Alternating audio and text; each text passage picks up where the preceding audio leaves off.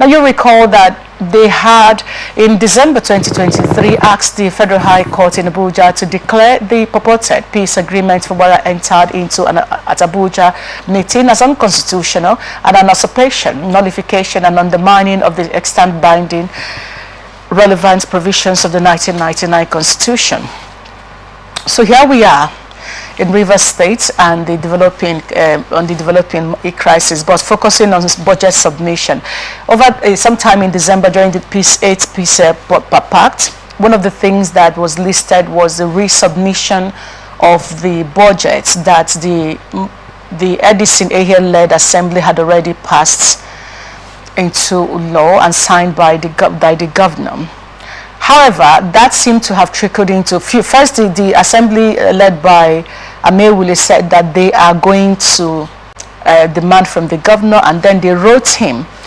However, we didn't get any feedback from the governor. What we learned was that the governor was basically talking about, okay, the assembly came out to say that the commissioners who were also part of the 8-pack deal, because Fubara was asked to resubmit their names, which he didn't. Well, we don't know if he did, but we know that the assembly announced that they are going to, screen them and all of that. So they said they just had to tell them to take a bow and go. But there is an issue. Looks like communication is not flowing between the executive and the said assembly. And there are very critical issues around that. For a lot of persons, they are no longer members of the state assembly. For others, it has to go through a process until the court of law affirms them. There is a matter in the court on that issue. While we're talking about that, elders have gone to court to say Fubara has to be stopped from submitting the budget again. I'd like to bring you in here. What exactly is going on? First and foremost, for the assembly to, let me start from that of the assembly and commissioners. For the assembly to screen commissioners, the implication is that the governor must have written to them and submitted the names of those commissioners. And when the assembly finished their screening, making their findings, they're supposed to revert back to the governor.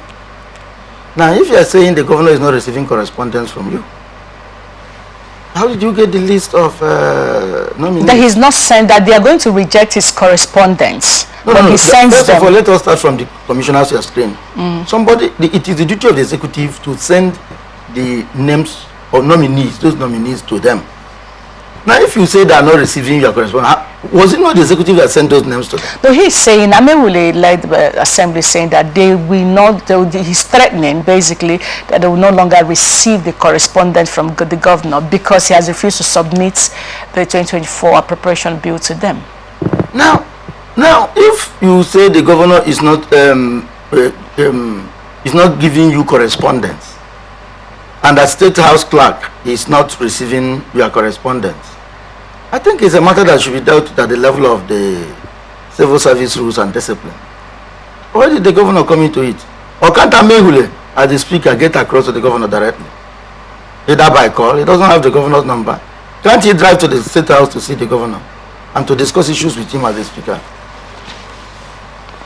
No. I think there is more to it. And then the issue of the appropriation bill, it is difficult for you to resubmit that appropriation bill. Because one is that, apart from the fact that it's a matter now in court, and the law is that when a matter is in court, all parties should stay action pending the termination of the suit. But there's been no hearing on that yet. But the matter is in court. Yes. No, once a matter is in court. Okay, whether there is hearing on it. You don't need to be, in fact, even if you have not been served, but as a party, you are aware, it has been brought to your notice, either by phone call, either by letter writing, that I have brought an action against you, I have sued you, and I possibly disclose the particulars of the matter. Even though I have not served you, the law is that you should, every action pertaining to that subject matter should be stayed pending the determination of that suit. But Amaehwule should know this, right? He should know better than we do.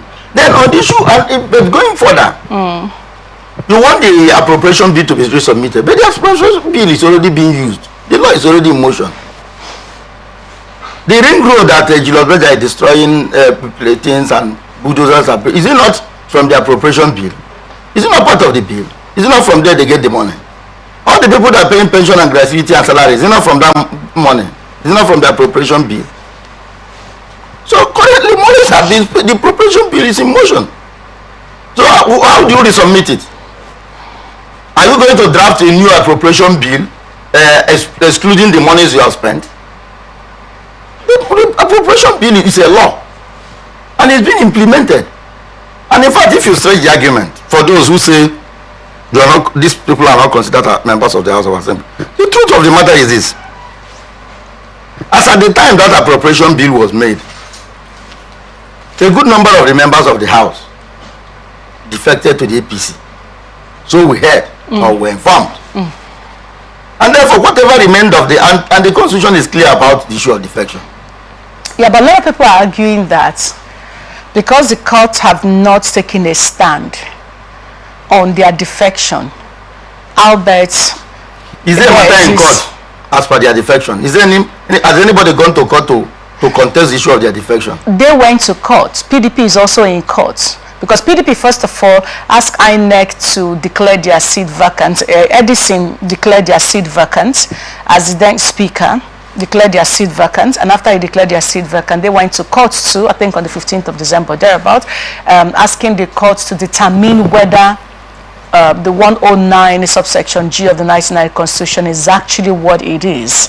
That's on one side. So, you know, if you look at this side by side right now, there's a lot of confusion here. A lot of people are saying if the governor should resubmit the budget, that the state is going to run into a constitutional crisis. And now you have the elders to go into court demanding for, saying that Fubara should be stopped from resubmitting the budget. The matter is further exacerbated by third-party interests who have gone to court.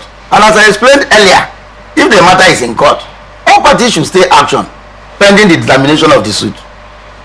So if we are all aware that parties have gone to court, if we are aware that parties have gone to court, then the issue of demanding the resubmission cannot stand.